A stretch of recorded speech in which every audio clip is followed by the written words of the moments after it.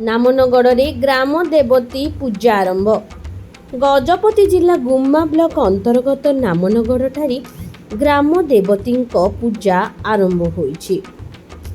ଏହି ପୂଜା ପ୍ରତି 2 ବର୍ଷକୁ ଥରେ ଅନୁଷ୍ଠିତ ହୋଇଥାଏ। ଆଜି ଗ୍ରାମ ଦେବତୀଙ୍କ ପୀଠରୁ ଅଣାଯାଇ ଅସ୍ଥାୟୀ ମଣ୍ଡପରେ ପୂଜାର୍ଚ୍ଚନା କରାଯାଇଥିଲା। ଏହି ଅବସରରେ ପୀଠରୁ ଗ୍ରାମ ଦେବତୀଙ୍କୁ ଅସ୍ଥାୟୀ ମଣ୍ଡପକୁ ଆଣିବା ପାଇଁ କଳସ ଯାତ୍ରା ହୋଇଥିଲା। ଏଥିରେ ବହୁ ସଂଖ୍ୟକ ମହିଳା ଓ ପୁରୁଷ ସାମିଲ ହୋଇଥିଲେ। ଏଥିରେ ବେଜୁଙ୍କ ସମେତ ପାରମ୍ପରିକ ବୀର ବାଦ୍ୟରେ ଅସ୍ଥାୟୀ ମଣ୍ଡପକୁ ଗ୍ରାମ ଦେବତୀଙ୍କୁ ଅଣାଯାଇଥିଲା।